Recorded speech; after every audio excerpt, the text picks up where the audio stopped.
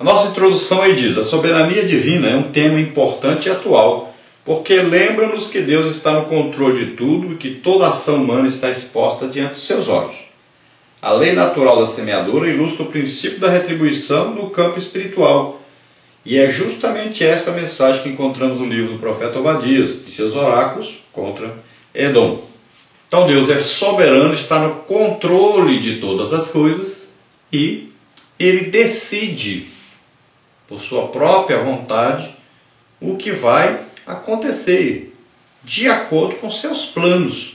Então Deus tem a visão de todo mundo do que deve acontecer para que se chegue então à salvação de mais e mais e mais pessoas. Então Ele está no controle e Ele vai fazer tudo para que tudo se encaixe nos seus planos. E nós devemos nos acomodar a esse plano, saber qual é o plano de Deus para mim. Eu sou uma peça aí nesse plano de Deus. Para mim ficar no lugar certo aí nesse plano, o que eu devo fazer, o que eu devo ser. Então você procure saber isso e vá cada dia mais se disponibilizando para que Deus possa usar você no lugar certo e da maneira que Deus quer usar. Parte 1, a soberania de Deus. Nós vamos ver aí conceito e livre-arbítrio. Conceito. A soberania divina é o direito absoluto de Deus governar totalmente as suas criaturas segundo a sua vontade. Veja Salmos 115:3, Isaías 46:10.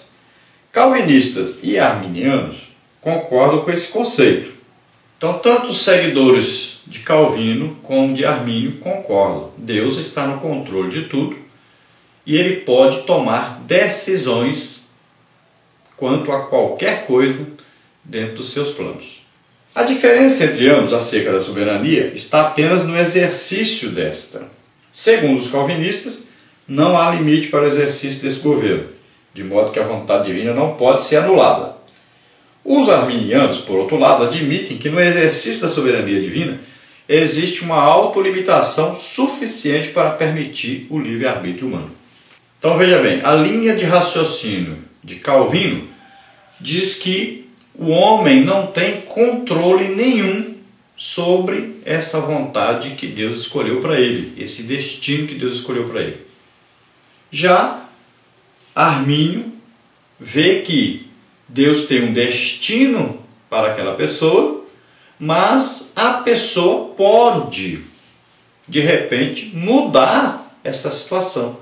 Então seria aí no caso de Esaú e Jacó o seguinte: de repente Esaú poderia se tornar uma pessoa boa, poderia de repente desejar as coisas de Deus, as bênçãos de Deus, e tomar uma atitude de buscar a Deus e não deixar que seu irmão lhe tomasse a primogenitura. E Jacó, de repente, poderia se tornar uma pessoa muito má e que não desejava nada de Deus. Poderia se tornar uma pessoa totalmente afastada do plano de Deus. Então, o livre-arbítrio de cada um seria respeitado. Mas o que acontece?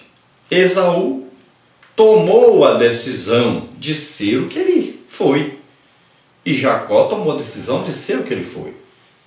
Esaú desprezou as coisas de Deus e Jacó amou as coisas de Deus. Por livre e espontânea vontade. Então eles cumpriram aí o plano que já estava determinado por Deus. Mas por quê? Porque Deus já sabia do futuro, já sabia que Jacó se interessaria pelas suas coisas e que Esaú não se interessaria.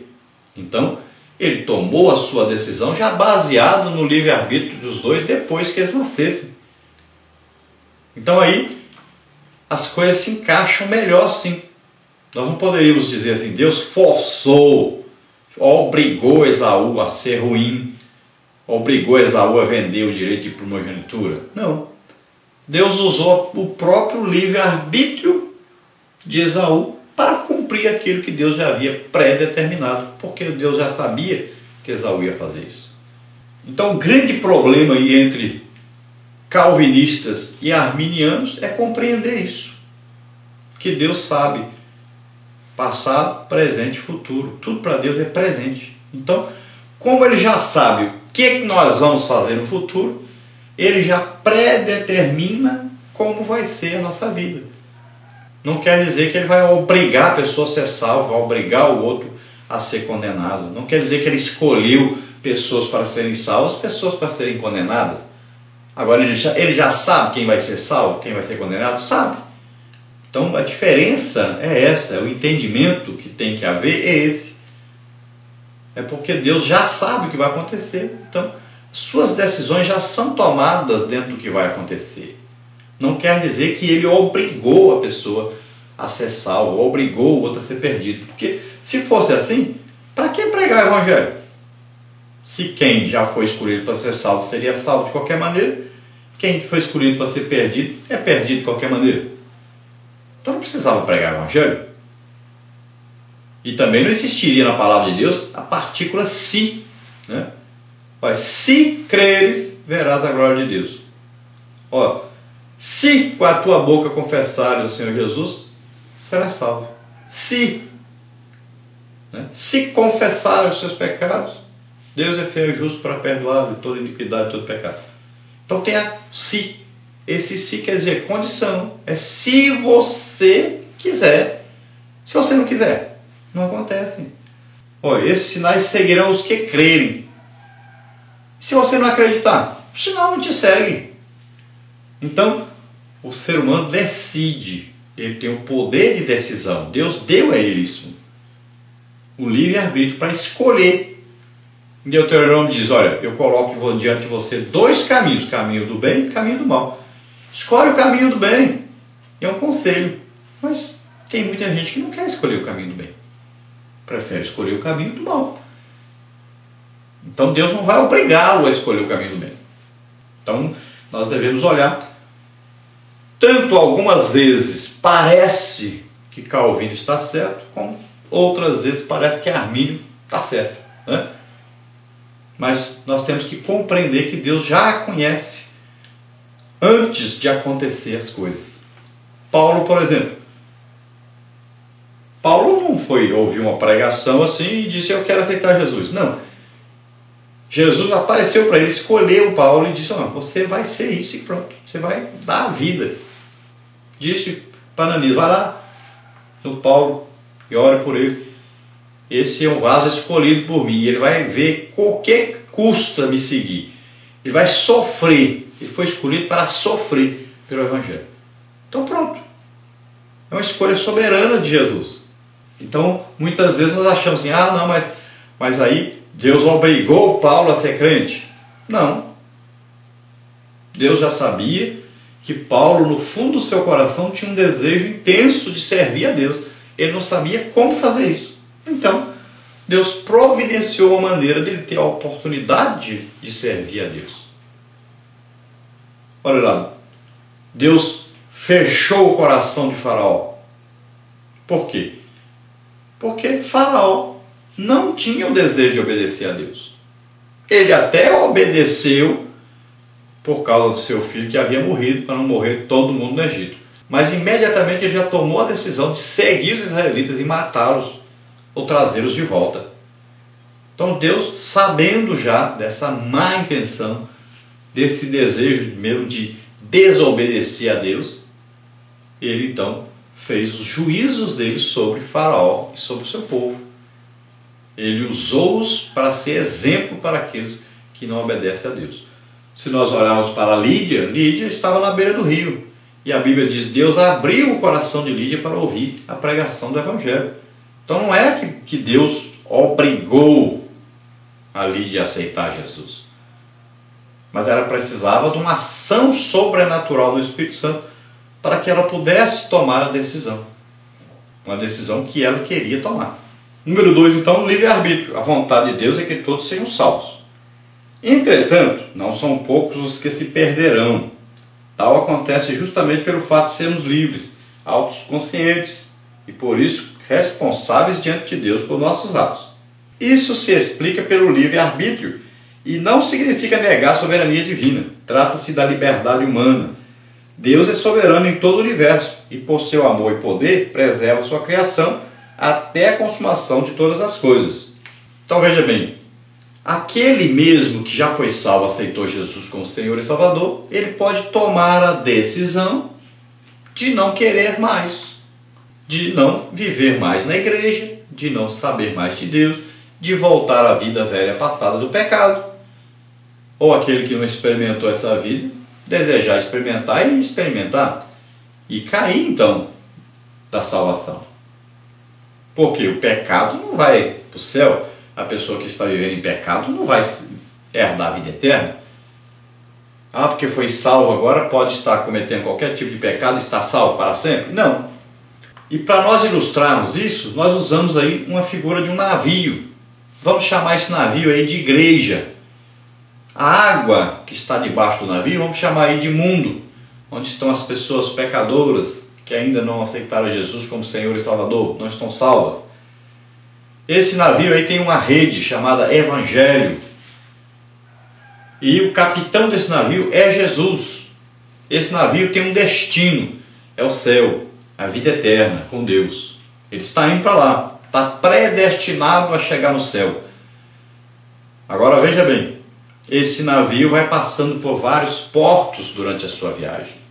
E todo tripulante, todo aquele que está dentro do navio, passageiro também, tem direito a descer. Ele não é obrigado a ficar no navio. Deus dá a ele o livre-arbítrio de escolher. Você quer continuar aqui ou quer sair? A pessoa pode decidir. Então nós vamos aí, durante essa viagem do navio, a rede vai sendo lançada ao mar e vai pegando mais pessoas. E as pessoas vão entrando para o navio. O navio está com o destino certo. Vai para o céu, vai para a vida eterna, vai para sempre ficar com Deus. Agora, nos portos que esse navio vai passando, as pessoas podem descer se quiserem. E muitas pessoas ficam dentro do navio, mas não estão querendo ficar dentro do navio. Então, quando o navio chegar ao destino dele, a Bíblia diz o quê? Os anjos vão separar peixes que interessam e peixes que serão lançados fora. É assim que Jesus explicou, não é? Então, muita gente está dentro do barco, na igreja, mas está vivendo em pecado. E quando vier o arrebatamento da igreja, vai ficar, não vai subir no arrebatamento.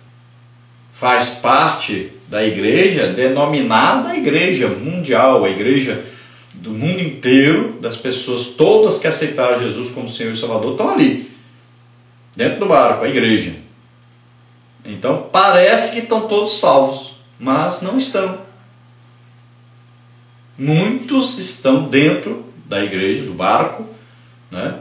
As pessoas do mundo inteiro que aceitaram Jesus estão ali dentro da igreja, é a igreja, faz parte da igreja. Mas a grande maioria, então, dessas pessoas não estão salvas. Tem apenas o nome de salvo, tem apenas o nome da sua denominação, mas na verdade não estão salvos. Então chega o dia do arrebatamento, aí nós vamos saber a diferença entre aquele que realmente servia a Deus, era fiel a Deus, e o que não era. Parte 2 aí, o livro de Obadias. Contexto histórico, estrutura e mensagem e posição no cânon, são os tópicos. Vamos ver contexto histórico. A vida pessoal de Obadias é desconhecida. O profeta apresenta-se apenas com seu nome, sem oferecer nenhuma informação adicional, família e reinado sobre o qual viveu e profetizou. Ele simplesmente diz, visão de Obadias.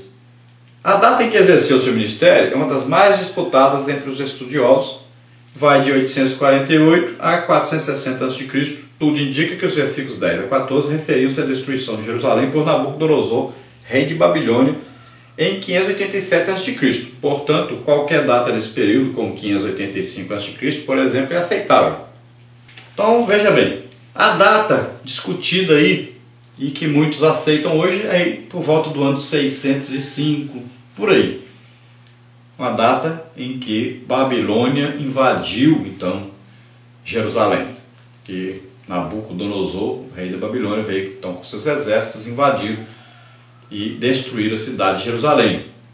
Então, ali no território, né, de Esaú, dos seus descendentes, né, eles se alegraram por essa destruição. e aproveitaram para saquear também, entrar lá e tomar as coisas.